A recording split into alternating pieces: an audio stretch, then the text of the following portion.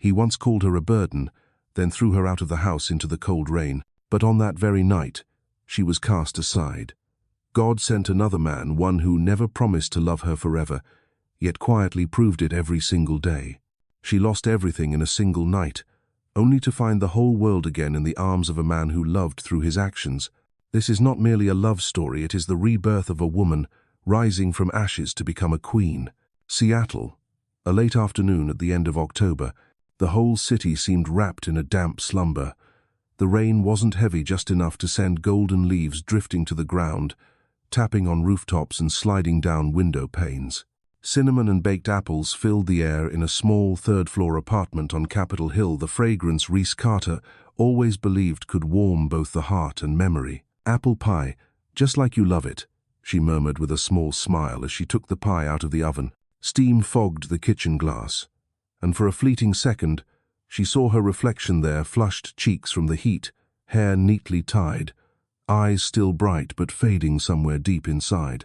Bruce would be home soon. He said there was a big meeting today, which might be late, but Reese was used to waiting. Waiting was what she did best, waiting for him to come home, for footsteps in the hall, for the words "I'm home" that would bring life back into their small apartment. She placed candles on the dining table and straightened the red-striped tablecloth. Candlelight flickered on the framed photo of the two of them by Green Lake, where Bruce once said, "I want to marry you here, where the wind and water meet." Now those words only echoed in her memory. "Baby, I'm home." His voice was authentic, but the warmth in it was gone. Reese turned, smiling, wiping flour off her hands as she hurried to greet him just as she always did. "You're back. I just finished baking the apple pie, your favorite." Bruce glanced up briefly, then looked down at the phone. Smells great," he said without looking up. The words fell flat, so flat she could almost hear them shatter on the wooden floor. She stepped closer and laid a hand on his shoulder, feeling the damp chill of his shirt from the rain. "You're wet. Let me get you a towel." "No need," he said, loosening his tie, eyes still fixed on the screen. "I just want a shower to clear my head." Reese stood there, watching him disappear behind the bathroom door. She heard the water running, the sound blending with the wind outside, and in that quiet moment, she felt the distance between them widening, soundless, but suffocating. She turned back to the pie, trying to keep her hands busy. Sometimes, doing something, anything, made loneliness easier to bear. Reese set the pie on the table, opened Spotify, and played "Fly Me to the Moon," the song Bruce once called our song. The melody filled the air, but this time, no one sang along. 10 minutes later, he came out in a crisp white shirt she hadn't seen before. The collar was stiff, the sleeves perfectly fitted, and a faint trace of unfamiliar cologne lingered. "You look different," she said with a small smile. "New shirt?" Bruce checked himself in the wall mirror, adjusting his collar. "Yeah, I got promoted. Need to look more professional." There was pride in his eyes, not for what he'd achieved, but for how he looked in the mirror. "Promoted? That's amazing. I'm so proud of you," Reese exclaimed, hugging him from behind.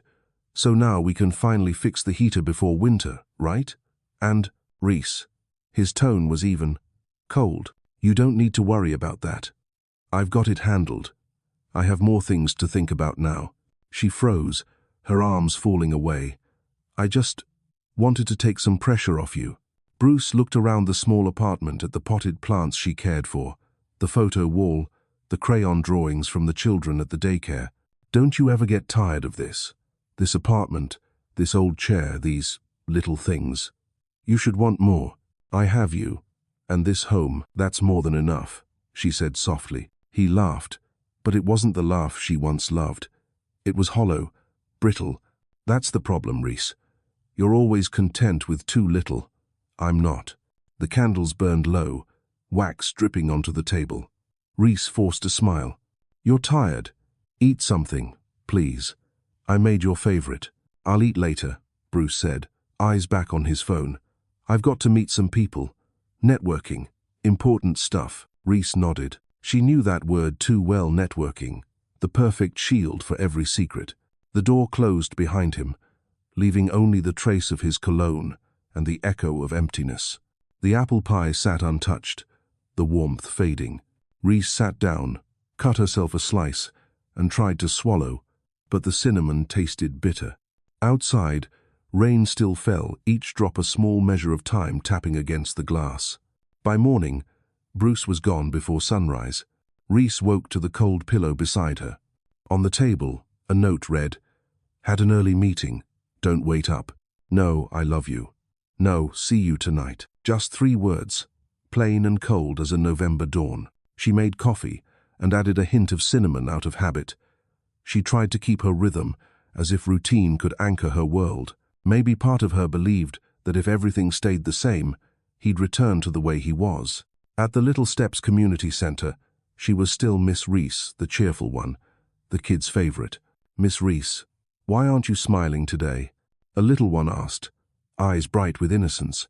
Reese smiled gently, brushing a strand of hair from the girl's forehead. "Just a bit tired, sweetheart."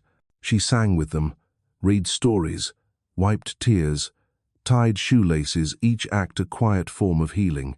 Watching the children hug and laugh, she remembered how Bruce once held her like that, not out of duty, but out of love. That afternoon, she left the center and stopped by the grocery store. She still cooked dinner every night, even if she ate alone most nights. A table set for 2, 1 seat forever empty. That night, when Bruce came home, he smelled of alcohol and another woman's perfume. "You've been drinking?" she asked softly. "Just a little." "Work thing." "Reese." She nodded, asking no more.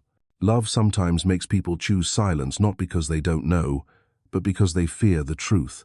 He showered, changed, and climbed into bed, scrolling through his phone. Reese turned toward him. "Hey, how about we go somewhere this weekend? We haven't had time for just us in a while. I'm busy. There's a company gala. Executives, partners you know. Can I come?" "Reese," he sighed, cutting her off. "Don't make this awkward. Those events aren't for someone like you."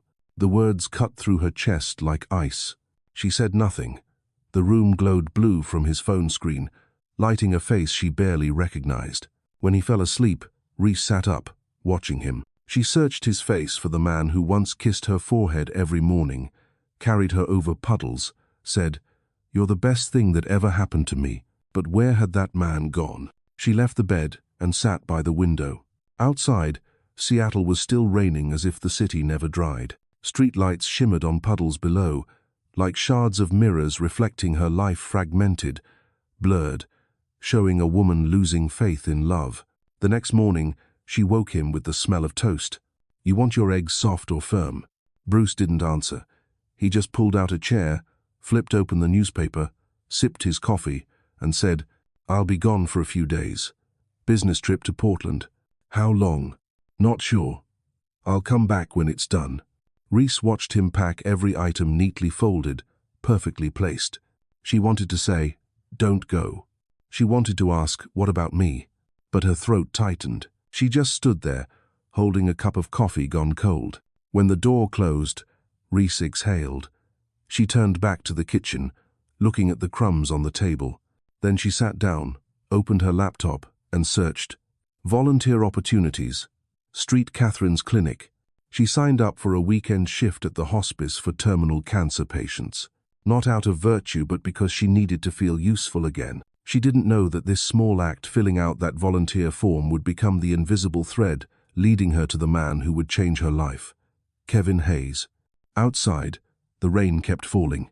Last week's apple pie sat forgotten on the counter in the small apartment. A half-eaten slice, now covered in mold, silent proof of a love slowly decaying. Reese stood by the window, fingertips resting against the cold glass. "People really do change fast," she whispered. Then, softly to herself, "If love has to be begged for, maybe it isn't love anymore." She didn't yet know those words would become prophecy. Seattle had entered another season of rain. There was no real difference between yesterday and today, except that the leaves on the sidewalks had turned from gold to brown, and the wind carried a sharper chill. In the small Capitol Hill apartment, Reese Carter still woke early, made coffee for 2, and toasted bread as she had for the past 3 years. But something in the air had changed. Steam rose from the coffee, yet the seat across her sat empty. Bruce Daniels had left early again, leaving only a hurried note. Meeting early. Don't wait. Reese looked at the note, then folded it carefully, as if it held something precious. She still had that habit, keeping everything that had to do with him, even the most meaningless scraps. Maybe because she feared that one day there would be nothing of him left to keep. That day, she arrived late at the daycare. The children rushed toward her like small waves, pulling her out of the emptiness. "Miss Reese, you don't smile much today," little Lila said, eyes wide and curious. "I'm just a bit tired, sweetheart," Reese replied, kneeling to tie her shoelace. "Even smiling needs a little rest sometimes, right?" "No," Lila said, serious as ever. "If you stop smiling, it'll rain forever." Reese laughed a real laugh, rare and fragile, in the middle of a long day. She didn't know the girl was right. Seattle would rain endlessly from then on. That afternoon, Reese bought a few groceries for dinner. She still set the table for two plates, 2 glasses of wine, 2 neatly folded napkins, even though most nights she ate alone. When Bruce came home, he looked tired again, his eyes fixed on his phone, another busy excuse on his lips. "Do you want to eat with me?" Reese asked softly. "I already ate, with a client. You go ahead." "With a client? A woman?" Bruce raised a brow, smirking. "Are you jealous, Reese?" "No. Just asking." "Then don't ask questions that wear people out." The words sliced through the air like a cold blade. Reese nodded faintly, turning away. She had learned silence, not out of fear, but exhaustion. That night, while Bruce slept, Reese lay awake, staring at the ceiling. The sound of rain outside blended with her heartbeat, steady, but heavy. Perhaps love doesn't die because of betrayal, but because of the slow suffocation of too many nights, too many silences, too many unspoken things. The next morning, she looked at herself in the mirror. She didn't recognize the woman staring back, dark circles, pale skin, a crooked smile. "When did you become like this?" she whispered. No one answered. That afternoon, she called Janelle Moore, the only friend who still stayed, even if only through the phone. "Janelle, I'm so tired." "Another fight?" "No. He doesn't even bother fighting anymore." On the other end, Janelle sighed. "When someone stops arguing, it means they've stopped caring. You know that, Reese. But I still want to try. Love isn't just for the happy days. Maybe, but if only one person's holding on, love dies in the hands of the one who keeps trying." Reese said nothing. She knew her friend was right. But her kindness has always made her want to believe otherwise. That night, Bruce didn't come home again. He texted one line, "Go to sleep, busy night." Reese sat at the table, watching her phone light up and then go dark. She took a photo from their first trip, him giving her a piggyback ride in the rain, both laughing. She placed the photo next to her wine glass, wondering if the couple in that picture would even recognize each other now. On Friday, Bruce came home late, dressed in a black suit, reeking of alcohol and perfume. Reese opened the door. "You've been drinking?" "Just a bit." "Company party. Was it fun?" "It was. Someone made me feel important, and I don't." Bruce laughed. "You make me feel trapped, like I can't breathe." Reese froze. No answer could make that right. She stepped aside, giving him space to pass. The next day, she tried to do something different. She went to St. Catherine's Hospital, where she had just signed up as a volunteer. She sang for terminal patients, wiped the sweat from an older man's forehead, and read stories to a woman too weak to sit up. One patient, Mrs. Gibson, took her hand and whispered, "Your voice reminds me of heaven." Reese smiled. "I don't know what heaven's like, but I know there are people here who need to hear something beautiful." She didn't know that Mrs. Gibson's son, Kevin Hayes, stood by the doorway that day, watching through the glass, quietly memorizing her face. But that would be a story for another time. Reese came home carrying a slight trace of peace from the hospital that evening. But when she opened the door, Bruce was waiting on the couch, his eyes cold. "Where were you?" "At the hospital. I volunteered." "Volunteered?" he scoffed. "Do you know what you look like? Like someone with no job trying to find meaning in a dull life. I need you to look more fitting." Reese stared at him, stunned. "Fitting for who, Bruce?" "For me. And what do you think you deserve? He paused momentarily, then said, a woman who understands my world. Someone who walks into a room and everyone looks at her. Not a girl with messy hair in an old sweater, talking to kids all day. Reese swallowed the pain. I thought love didn't need to be proven by how others see it. Then you were wrong. I was there for you when you had nothing, just debts and dreams. I thought that was proof enough. That's the past, Reese. You live in the past. I'm looking toward the future. And in that future, I'm not there. No, not anymore. The words struck like lightning. Reese looked at him, waiting for some sign, a softening, a flicker of regret, anything. But Bruce only glanced at his watch. I'm going to bed. Don't bother cleaning up. I'll hire someone tomorrow. He walked away. Each step seemed to crush the years they had shared. When the bedroom door closed, Reese sank to the floor. The sound of rain outside mixed with her unsteady breaths. That night, she understood the cruelest truth. It isn't when someone leaves that hurts the most, it's when they stay. But their soul is already gone. The next morning, Reese folded the laundry, washed the sheets, mopped the floor as if tidying up could mend what was already broken. She made his coffee, the way he liked it, with just the right amount of sugar, but it cooled untouched, like every hope she'd tried to keep alive. That afternoon, Janelle called again. Reese, you can't keep letting him do this. I just want him to remember the woman he used to love. Maybe he does remember. He doesn't want to go back. You can't save someone who doesn't want to be saved. Reese gave a weary smile. I know. I don't know how to stop loving him. That night, the rain tapped softly on the window. Bruce slept with his back to her, breathing deep and steady. Reese lay beside him, eyes wet. She whispered, if the day ever comes when you leave, I won't stop you. But I want you to know I loved you with the softest parts of me. She didn't know that those words would come true in just a few weeks, and that rainy night would be the last one she'd ever cry in that apartment. Winter came early that year in Seattle. Rain kept falling, thick and endless, the streetlights reflecting off the wet pavement like shards of broken glass. Reese Carter woke with a sharp wave of nausea. She stumbled into the bathroom, acid rising in her throat, tears spilling down without warning.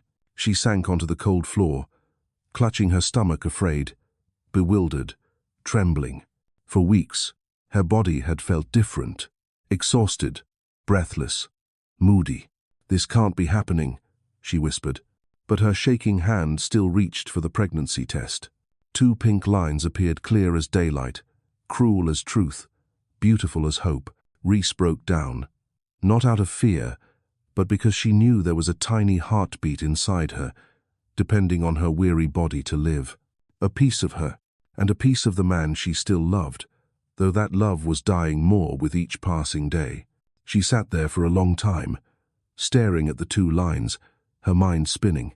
If this had happened years ago, Bruce would have held her, laughed and cried, dreamed aloud about becoming a father. They had once talked about children on rainy nights.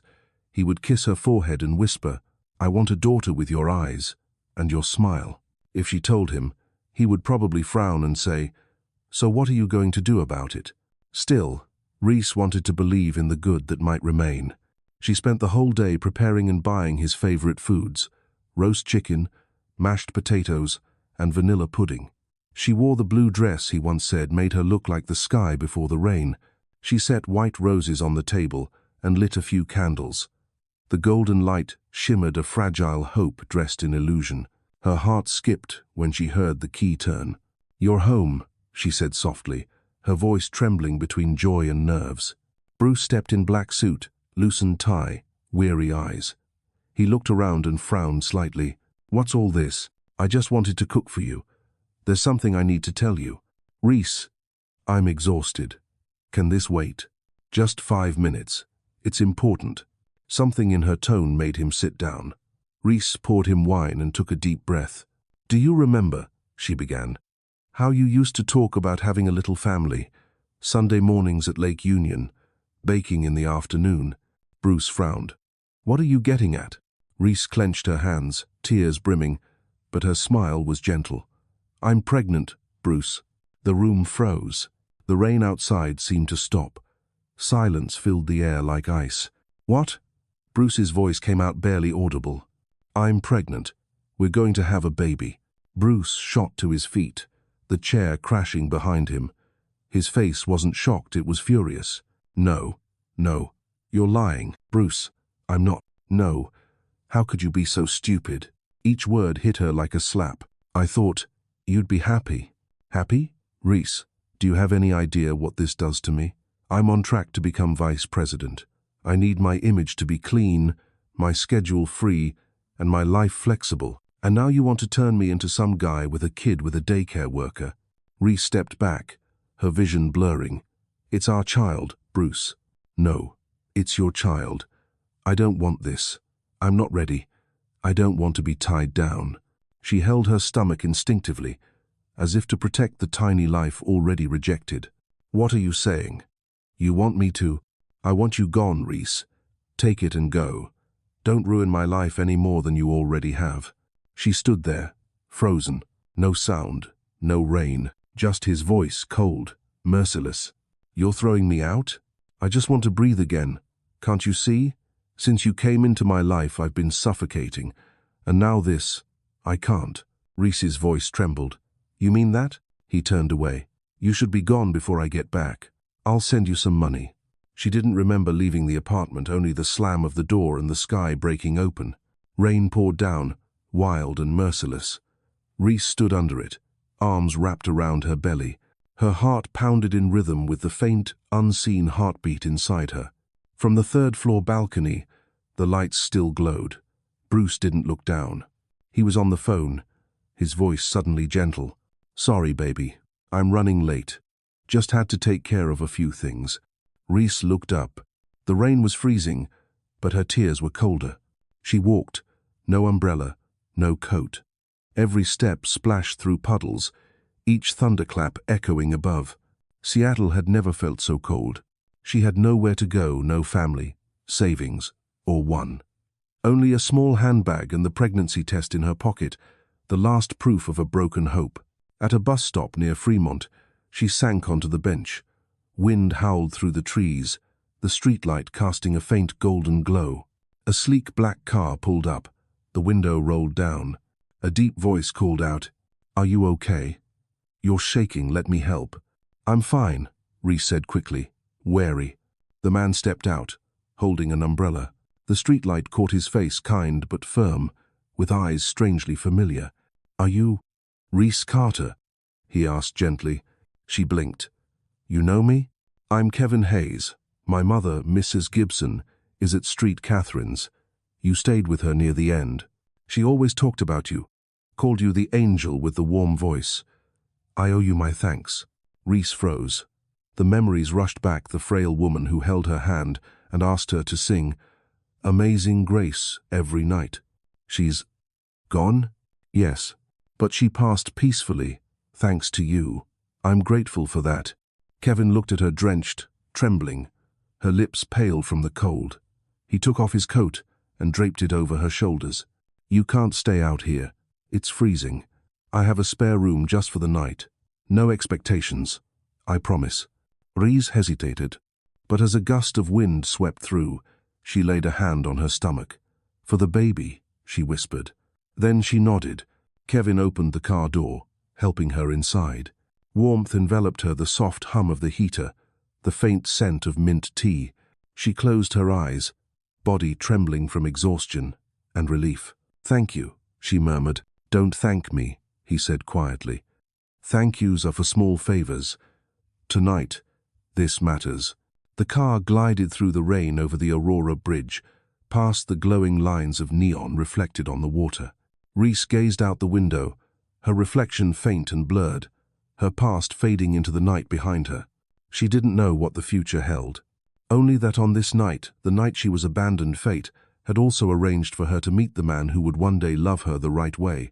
Outside, the rain kept falling, but inside the car, warmth bloomed for the first time in months. Reese laid a hand on her belly and whispered, "We're safe now, my love. We're going to be okay." The black car glided quietly through the rain-soaked streets of Seattle. Outside, the city lights spilled across the wet pavement like ribbons of fire and silk. Inside, the air trembled with the quiet breathing of a woman who had just lost everything. Reese Carter sat curled in the back seat, clutching the stranger's coat tightly around her shoulders, trying to stifle her sobs. Kevin Hayes glanced at her in the rearview mirror, pale lips, distant eyes. He said nothing. Sometimes, kindness didn't need words. It only needed to stay. The car stopped before a tall glass building by Lake Union, its lights glimmering faintly through the curtain of rain. "We're here," Kevin said softly, opening her door. Reese looked up, startled. "This is your place?" "Yes, just somewhere safe for you to rest tonight. I couldn't leave you out there, but I can't. I don't have anything to repay you." Kevin met her eyes, calm and steady. Not every good thing asks for something in return. Sometimes helping someone else is the only way to help yourself. Reese fell silent. Maybe she'd heard too many empty promises, because she could only doubt it when someone finally spoke a true one. They entered the lobby, warm yellow light spilling over the polished floors, the faint scent of pine in the air. The doorman nodded politely, as if used to seeing Kevin bring someone in from the rain. The elevator carried them to the top floor.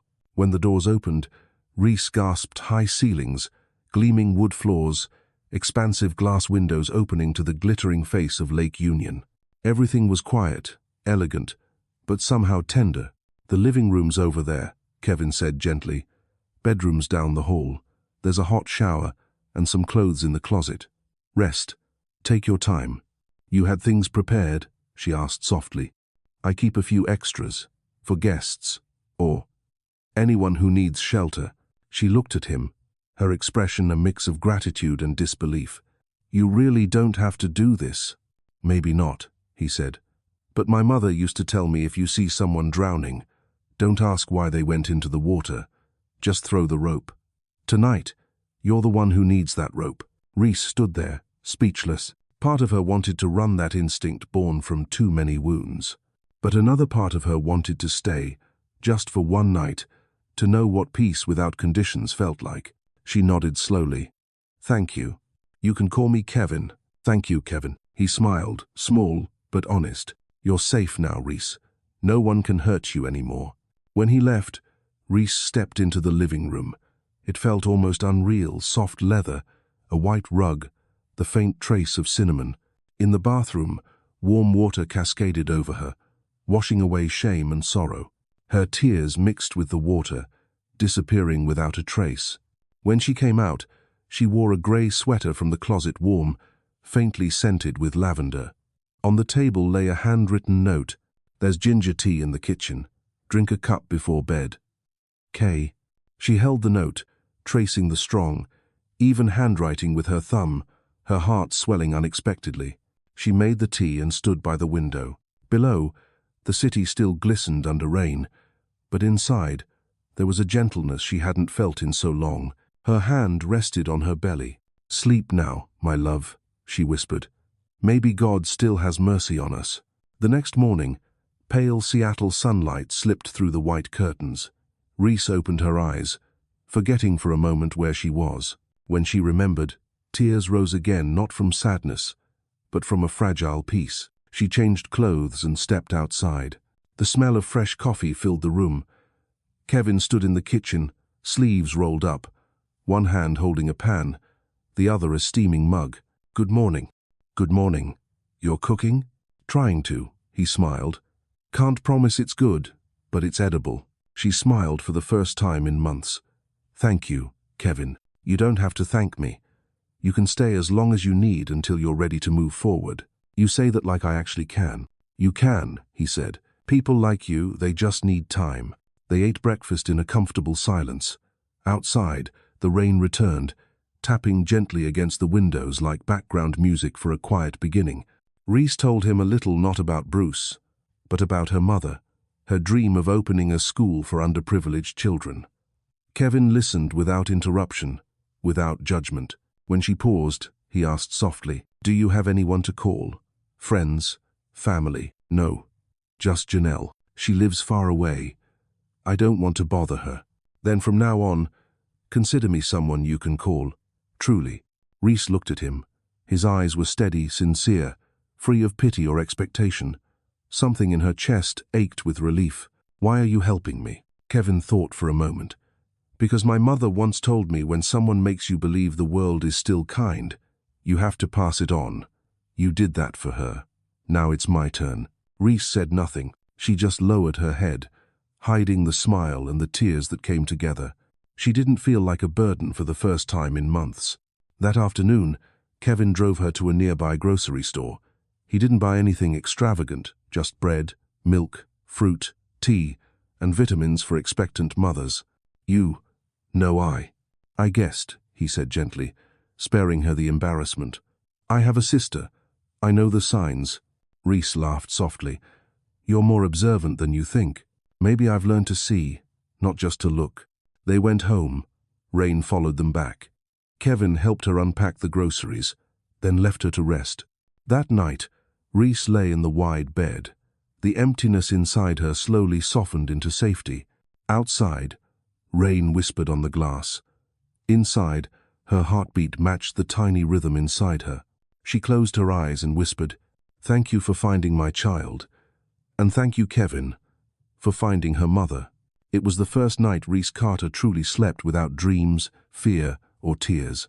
A night when the small angel within her was wrapped in the two rarest things in the world, kindness and hope. After that rainy night, Reese Carter's life slipped into a new rhythm, slower, gentler, as fragile as a blank sheet waiting for its first words. She stayed at Kevin Hayes' apartment for a few days, then asked to leave. "You've helped me enough," she said softly, but firmly. "I need to learn how to stand on my own." Kevin looked at her, hesitation flickering in his eyes. "Are you sure? It's not easy out there, especially when—" "I have to try," she interrupted, her hand resting protectively on her belly. "Not just for me, for my baby." He was quiet for a moment, then nodded. "All right, but if anything happens, call me." "I promise." "No, Reese," he said, meeting her gaze. "Promise you'll really call." She smiled, small but bright, like a sliver of sunlight breaking through Seattle's gray skies. A few weeks later, Reese found a small apartment in Fremont, near the daycare where she used to work. The room had one narrow window facing a damp alley, a tiny kitchen, a creaky bed, but to her, it was freedom. With the money she had left, she bought second-hand furniture, washed the curtains, repainted the walls, and placed a mint plant on the windowsill.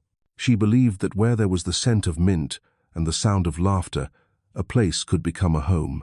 Kevin knew she'd moved out but didn't call. Instead, he quietly asked Thomas, his loyal driver, to check in from a distance. "I don't want her to feel watched," he said. "Just make sure she has what she needs." From then on, small mysteries began appearing in Reese's apartment. One morning, a cardboard box sat by her door labeled "Support Program, Seattle Single Mothers." Inside were milk cartons, vitamins, and boxes of organic food. Another day, at the pharmacy, the clerk said, "Your prescription's already been paid for." "By who?" "Not sure. The system says supporter ID KH. Reese froze, then smiled faintly. She didn't have to ask, but she didn't call him. She feared that if she heard his voice, she would lose the fragile sense of independence she was trying to build. She went back to work at the daycare. Every morning, she arrived early, tidied the playroom, and greeted the children. They loved her. Tiny Lila, the girl who always said things that made adults stop and think. "Miss Reese, you have a baby in your tummy, don't you?" Reese laughed. "How do you know that?" "Because you talk to your tummy when you think no one's watching."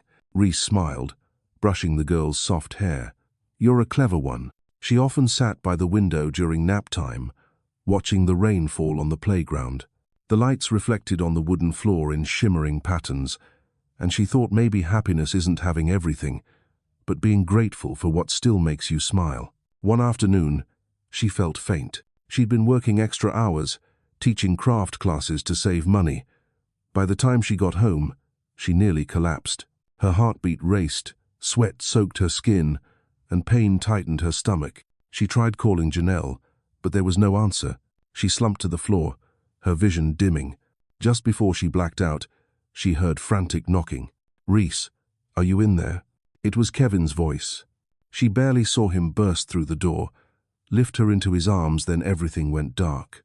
When Reese woke, The world was white, the smell of disinfectant, the steady beep of a heart monitor. An IV ran into her arm, and a gentle band wrapped around her belly. Kevin was slumped in a chair beside her, asleep, his face drawn and pale under the fluorescent light. "Kevin," her voice cracked. He jolted awake and rushed to her. "Don't move. The doctor said you need rest. You fainted from severe anemia. Thank God Thomas got there in time." How did you?" "Thomas called me when he saw your lights still on late at night. I came over.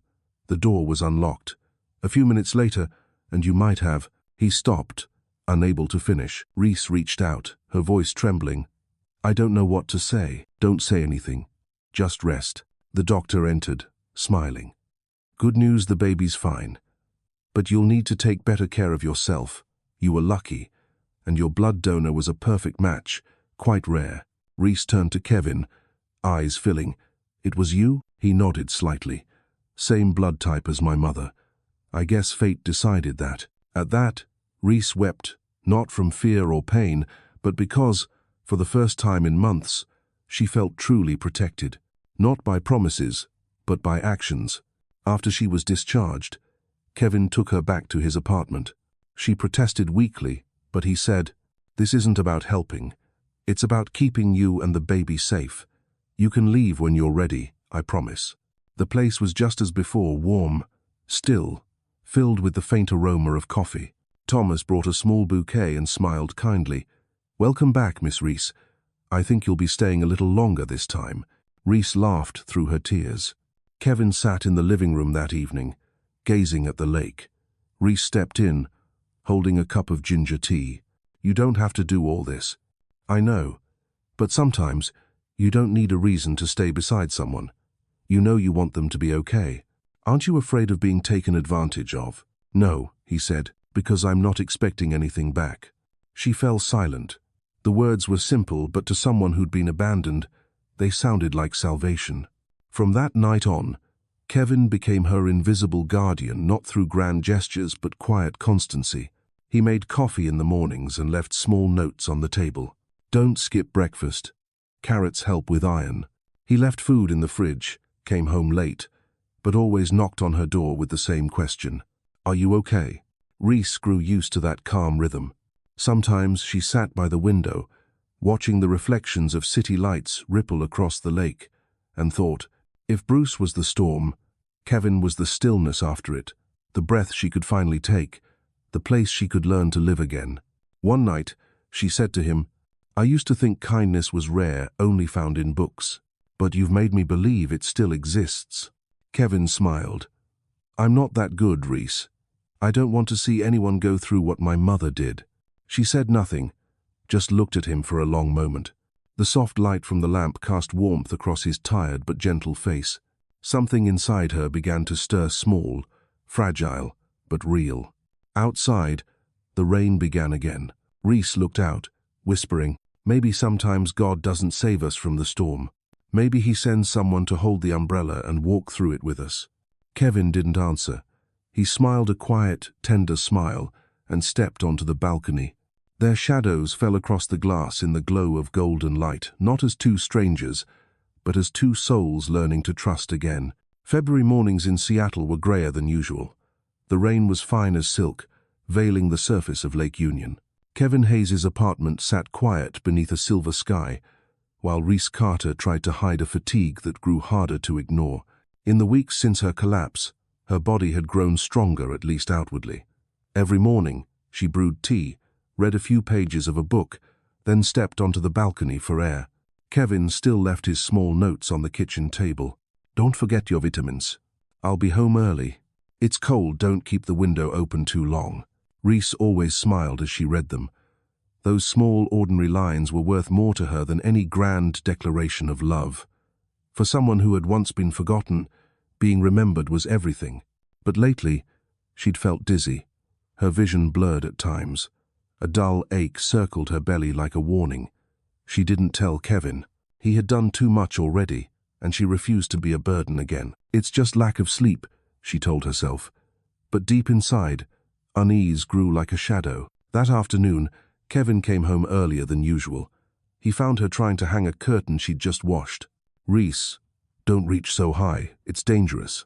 I'm fine, she said, smiling faintly. But her voice trembled. He stepped closer, caught her hand, and gently pulled her down. Fine? When your hands are shaking like this? She tried to pull away, but the world went black as she turned. Kevin only heard her soft gasp before her body went limp in his arms. Reese, Reese, stay with me. He scooped her up, panic breaking through his composure. The sound of his heartbeat blended with the rain hammering against the glass. At St. Catherine's Hospital, the corridors were sterile and cold. Kevin paced outside the emergency room, fists clenched. The doctor emerged, grave-faced. She's severely anemic and exhausted. We need a blood transfusion immediately, but her type is O negative. Hard to find. Kevin didn't hesitate. Use mine. Sir, are you sure? We haven't tested for. Do it. The doctor nodded sharply and barked orders to the nurses. Kevin sat down, his arm outstretched as the needle pierced his skin. He watched the red flow filling the bag, felt the faint dizziness, and closed his eyes. He thought of his mother, Mrs. Gibson, lying in this same hospital, with Reese singing Amazing Grace by her bedside. That day, he had promised, if I ever find her again, I'll protect her with everything I have.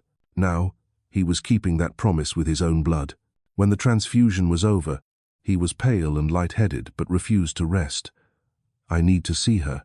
She's stable now, the doctor said, but please keep her calm. He entered the room.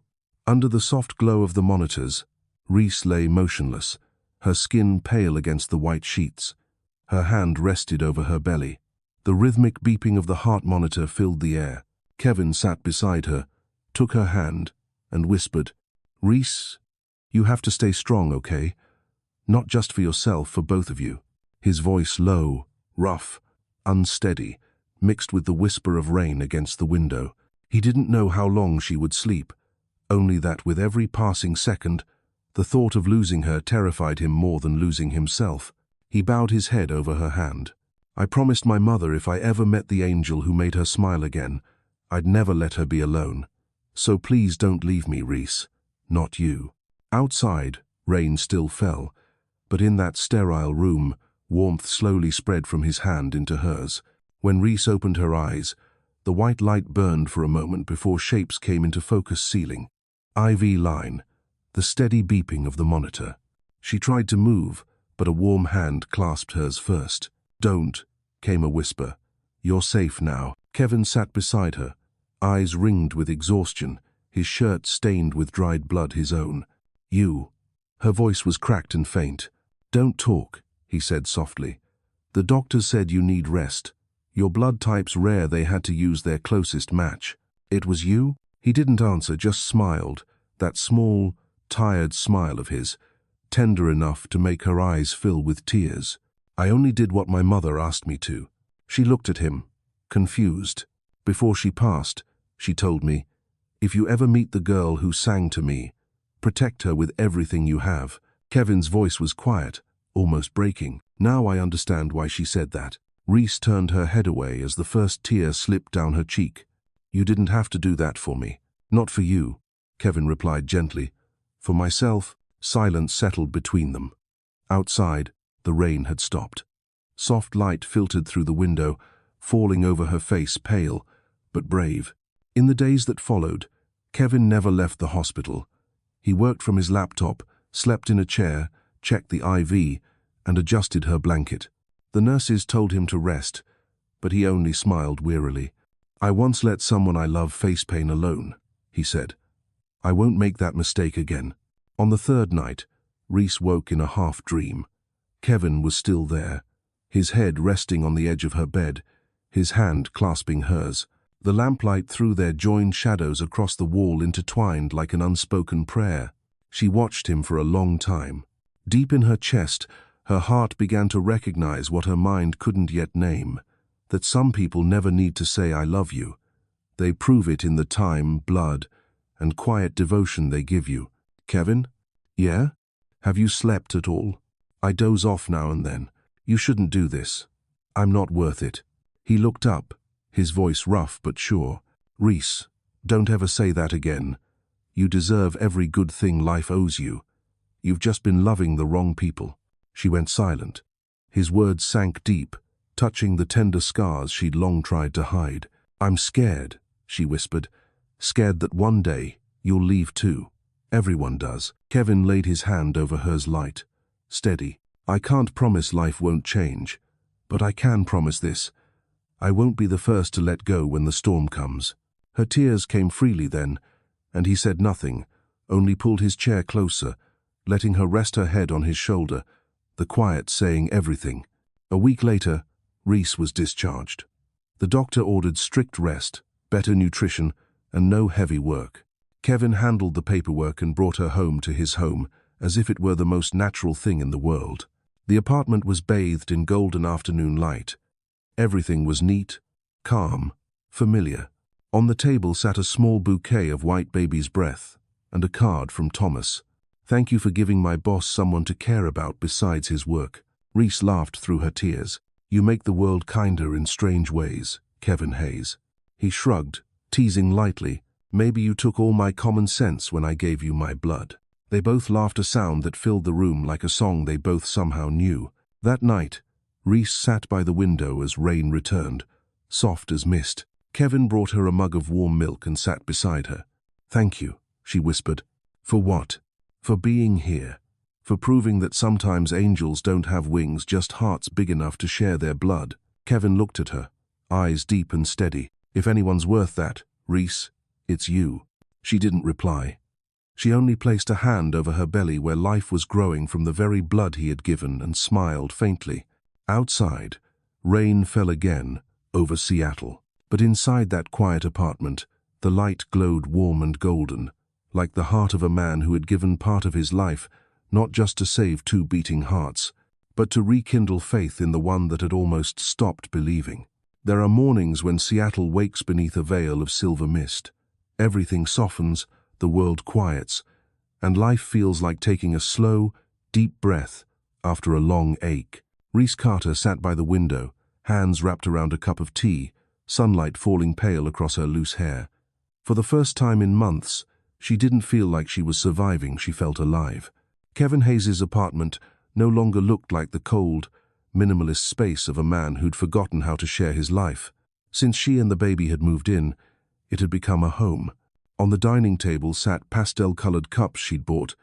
On the shelf, a tiny cactus she had planted. Kevin teased, "At this rate, this place will look more like a bakery than a CEO's apartment." Reese laughed, eyes bright. "If a place smells like pastry and carries laughter, I think it deserves to be called home." He didn't answer, only looked at her for a long moment, his gaze heavy with words he hadn't yet said. Those days fell into a rhythm both ordinary and miraculous. In the mornings, Kevin cooked awkward breakfasts, eggs browned at the edges, toast slightly burnt, coffee far too strong. "Are you trying to poison me with caffeine?" she'd tease. He grinned. "Just training your endurance." Then he left for work while she stayed behind cooking, tending plants, reading, and writing letters in her journal to the little life inside her. At night, they shared quiet dinners, talking about small things, the song she'd been listening to, the painting he wanted for his office, names for the baby. Reese liked Noah. "Because it means peace," she said. "And after the storm, that's what people need most." Kevin nodded. "Then Noah it is." She wrote the name carefully in her notebook and smiled. One evening, Kevin came home late. Seattle thundered outside, rain slanting against the glass. Reese was still awake, not out of worry, but because she found comfort in hearing his footsteps at the door. When he entered, soaked through, she rushed over. "You're drenched." "Forgot my umbrella."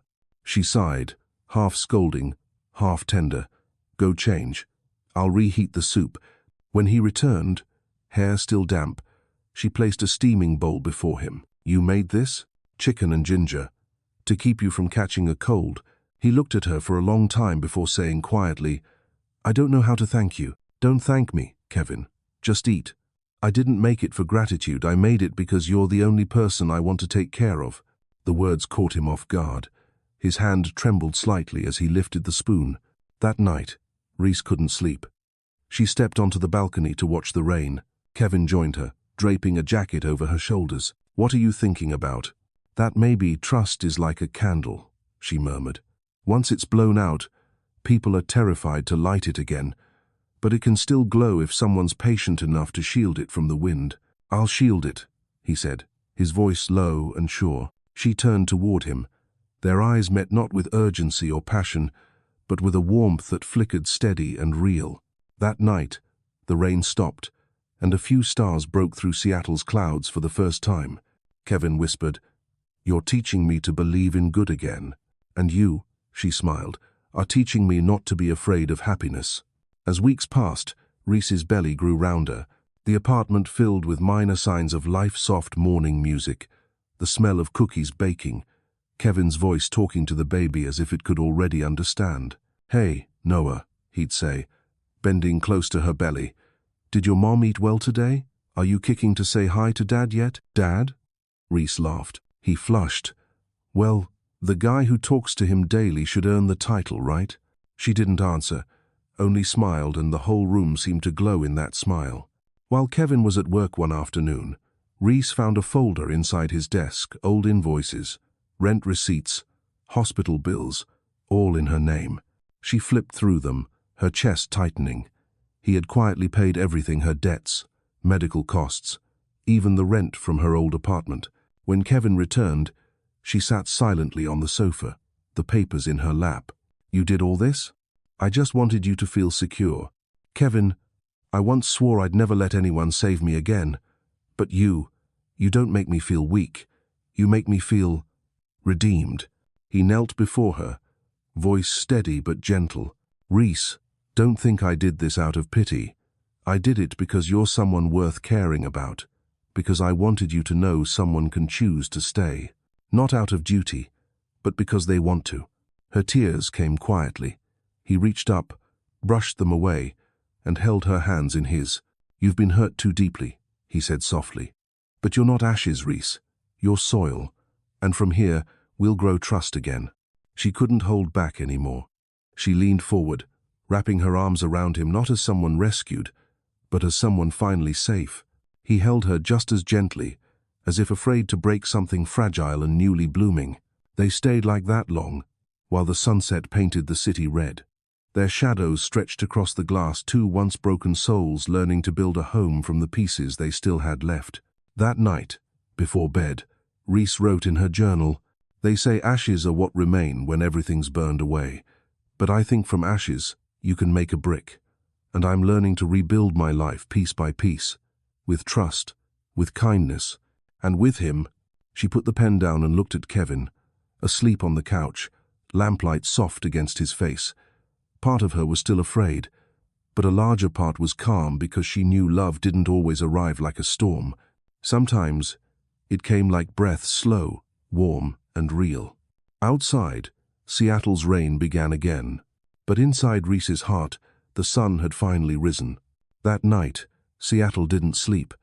Rain fell softly, each drop tapping against the glass like the rhythm of a new song beginning. Reese Carter woke with a gasp. Pain shot up her spine, sharp and deep. She placed a trembling hand over her belly. The baby was coming 3 weeks early. "Kevin," she whispered, voice thin with panic. Kevin was up instantly, as if his body existed for that one purpose, to respond to her voice. He flicked on the light and froze at the sight of the water pooling on the floor. His face went pale, but his voice stayed calm. "Okay, Reese. Deep breaths. I'm here. I've got you." He helped her into a coat, grabbed the hospital bag they'd packed weeks ago, and guided her through the rain. The wind was cold, slicing through their clothes, but Kevin didn't care. "Breathe with me. In, out. Good, Reese. You're doing so well." On the way to the hospital, she gripped his hand hard. "I'm scared, Kevin. I know," he said quietly. "But you're not alone. I'm right here." When the delivery room doors shut, Kevin could only stand outside, hands clasped so tightly his knuckles went white. The sounds were unbearable: nurses' voices, the beep of monitors, Reese's cries splitting through the hallway. He prayed under his breath, "Please, God, keep them safe. Please." Minutes stretched into eternities, And then a cry, the first cry of a new life. High, clear, fierce. A nurse emerged, smiling. "Congratulations, it's a boy." "Both are doing beautifully." Kevin's knees nearly gave out. He covered his face, laughter and tears breaking free together. Reese was exhausted but radiant when he entered the room, her smile weak and luminous. A tiny newborn lay on her chest, small enough to fit in one of his hands. "Do you want to hold him?" she asked, her voice raw from crying and labor. Can I? You've been here from the beginning, Kevin. If anyone deserves to hold him first besides me, it's you." He took the baby carefully, as though holding light itself. The moment their skin met, something inside him shifted permanently. The baby opened his eyes wide and wondered, looking at him as if trying to understand this strange new world. "Hey there," Kevin whispered, voice breaking. "Hi, son." The nurse smiled. Would the father like to cut the cord? He looked at Reese. She nodded, her smile trembling but full of pride. "Go on," Noah's dad. Kevin cut the cord, a fragile strand between two worlds, and never realized that in doing so, he was binding himself to them with something far more substantial, invisible, and eternal. 3 days later, they came home. Kevin drove slowly, as if every bump could shatter the tiny sleeping miracle in Reese's arms. The apartment had changed, the spare bedroom transformed into a soft blue nursery with clouds and moons painted on the wall. Reese stood in the doorway, tears glistening in her eyes. "You did all this?" "I just wanted Noah to know from his very first day that he was wanted." She looked at him, eyes shining. "You're not his biological father, Kevin. But I believe some people are chosen to be fathers not by blood, but by heart." He bent down and kissed Noah's forehead. "I'm not here to replace anyone. I want to be the person he can always trust." She smiled softly. "Then he'll call you by the only name that fits Dad." The early days were chaos. Noah slept little, cried loudly, and had no sense of day or night. Reese was exhausted, her eyes rimmed with dark circles, yet she smiled every time the baby stirred. Kevin fumbled through every new task, changing diapers, mixing formula, learning how to hold a newborn. "I've never been afraid of something this small before," he muttered, awkwardly rocking the baby. Reese laughed. "You're holding my whole world, you know." Sleepless nights followed, but strangely, neither of them felt alone. Every time Noah cried, Kevin was up before Reese, lifting him gently, whispering, "Shh, it's okay. Daddy's here. You're safe, Noah." Once, in the quiet hours before dawn, Reese stood outside the nursery door and watched through the crack Kevin sitting in the chair, shirt rumpled, eyes heavy, smiling softly as Noah slept on his chest. He hummed in a low, broken voice, "You are my sunshine, my only sunshine." Tears slid silently down her cheeks, not from sorrow, but from the startling simplicity of joy. She realized happiness could be as small as a man singing to his child in the dark. When Noah turned 1 month old, they held a small gathering at home. Janelle came with flowers and cake. She looked at Kevin and grinned. "I used to think no one could love a woman who'd already been shattered," she said. "But I was wrong." Kevin smiled, glancing at Reese. "I didn't fall for someone broken. I fell for the woman who learned to stand up from the ashes." Reese's eyes met his full of quiet gratitude that needed no words. That evening, after everyone left, they sat together on the couch, Noah asleep in his cradle. Warm golden light wrapped around the three of them. Reese leaned her head on his shoulder. "I used to think my life ended that night in the rain," she whispered. "But it turns out, it began there." Kevin squeezed her hand. "The rain didn't end you, Reese. It just washed away what wasn't meant to stay." She smiled faintly. "Every time I look at Noah, I'm reminded love doesn't need a perfect beginning. It just needs two people willing to stay." He turned and brushed his lips gently against her forehead. "I'm not just staying, Reese. I'm here, always." Outside, Seattle glowed against the wet night, and inside that quiet apartment, 3 souls: a woman once abandoned, a man once alone, and a child born from both pain and courage, began the first chapter of their new life. A story of love, a story of family, a story where faith had finally learned to bloom again, green and tender, from the ashes of what once was. Time flowed quietly, like water beneath spring light. Seattle had softened, less rain now, more sun stretching gently over Lake Union. A child's laughter filled the mornings in the small apartment, a sound Reese Carter once believed she would never hear again. Noah was 7 months old. He had Kevin's deep brown eyes and his mother's radiant smile. Every time he laughed, the whole home seemed brighter. Kevin was still busy with work, but he'd learned to pause to come home early, to sit at the table with the two people who meant everything. "Dada," Noah babbled, pounding his tiny fists on the table, food smeared across his cheeks. Kevin laughed, taking the boy's hand, pride lighting his face. Reese stood watching them, her heart swelling with a peace she thought she'd lost forever. When Noah turned 1, Reese began to think about returning to work. As Kevin folded their son's clothes one evening, she said softly, "I want to teach again." The daycare called they need a substitute teacher. Kevin looked up, smiling. "I knew this day would come. You were born to do that. You're not afraid I'll overdo it." He shook his head. "I trust you know your strength. And I know you're stronger than ever when you do what you love." Her eyes glistened. Not every man loves enough to let the woman he loves fly again. The morning she returned to Little Steps Community Center, the children ran to her like waves rushing the shore. "Miss Reese, you're back." Lila, the little girl who once asked, "Why don't you smile much anymore?" was taller now, but her eyes were the same. She ran up and wrapped her arms around Reese's legs. "I missed you." Reese knelt and held her hand. "I missed you, too. And this time, I'm staying." Laughter rippled through the classroom, and just like that, Reese felt whole, not as someone escaping her past, not as a shadow of anyone else, but as herself. A mother, a teacher, a woman living again, filled with the kind of love life had finally returned to her. That evening, she came home to find Kevin and Noah on the floor, building towers from wooden blocks, laughter spilling across the room. "Our son's a genius," she teased, watching them. Kevin grinned. "Not my son or son." The words caught her off guard. Tears welled in her eyes. He continued, his voice steady. "You've taught me love isn't about possession. It's about building something together. I don't need him to share my name, only to grow up in a home where you exist." Reese walked over and wrapped her arms around him from behind. "You know, there was a time I thought I'd never start over. But you believed in me even when I couldn't believe in myself." Kevin turned, holding her close. "You don't have to start over, Reese. You have to keep going. I'll walk the rest with you." One April morning, Kevin left early for a meeting. Reese dropped Noah off at daycare, then stopped at her favorite cafe on Capitol Hill. She ordered a latte, sat by the window, and opened her notebook to jot down plans for the afternoon class. The door chimed open. A voice she hadn't heard in years spoke her name. "Reese?" She looked up.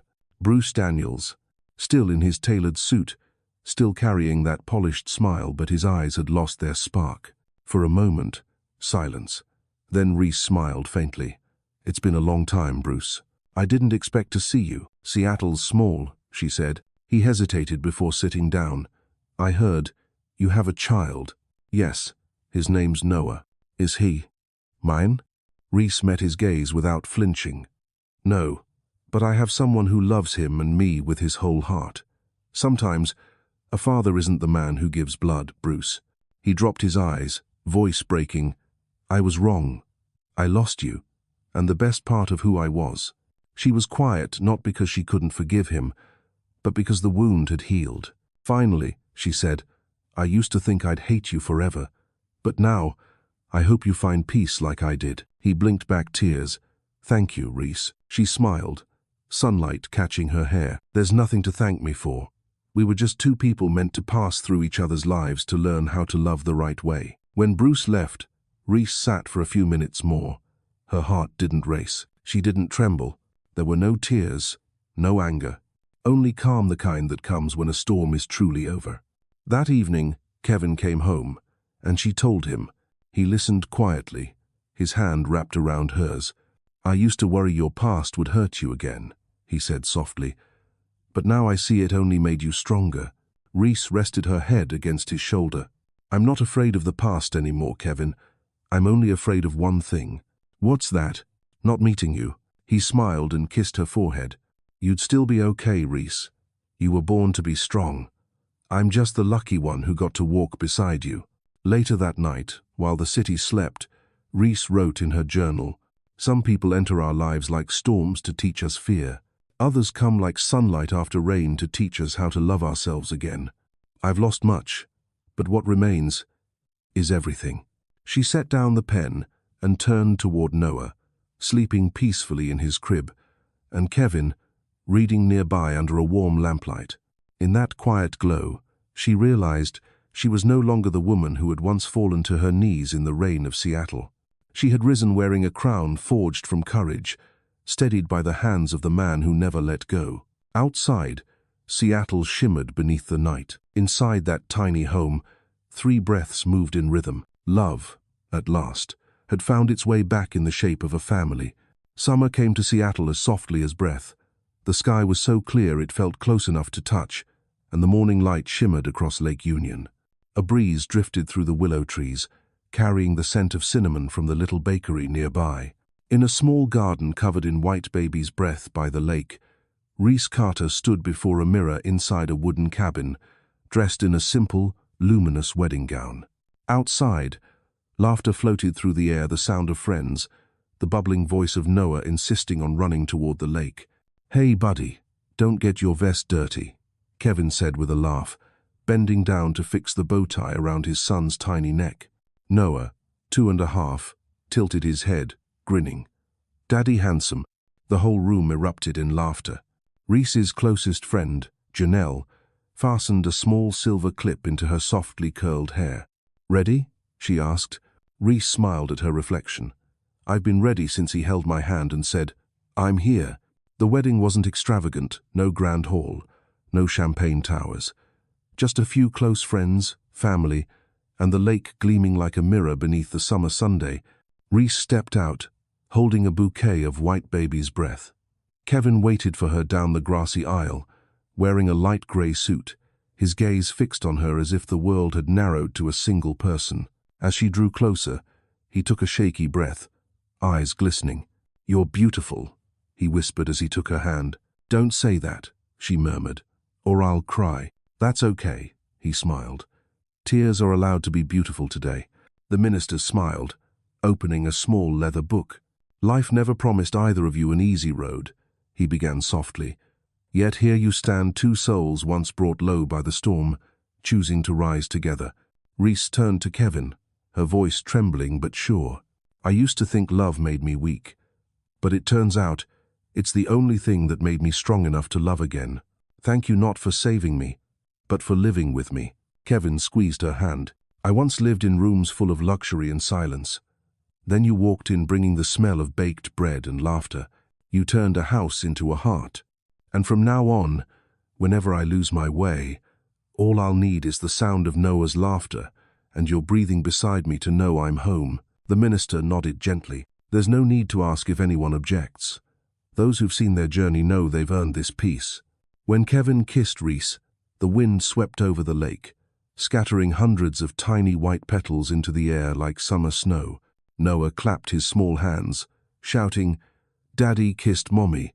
Laughter rippled across the garden, blending with the faint music from an old speaker. People danced on the grass, children chasing each other in circles.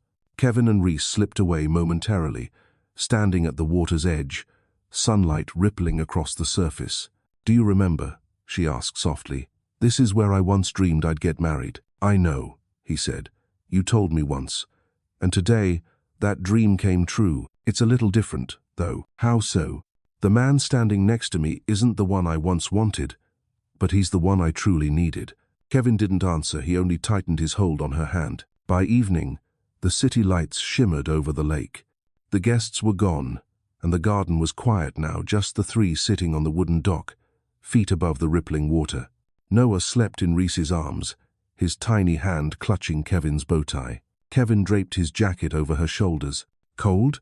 "A little." "Where do you want to go tomorrow?" "Nowhere," she said softly. "Home, with you and Noah. That's all." They sat silently, listening to the gentle water lap against the shore.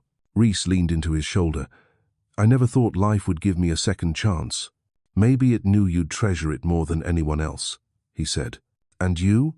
He smiled. I'm just grateful I found two people who make me want to come home every night. She lifted her head and met his eyes. Eyes that carried the whole story they'd lived. Rain, tears, loneliness, and then light.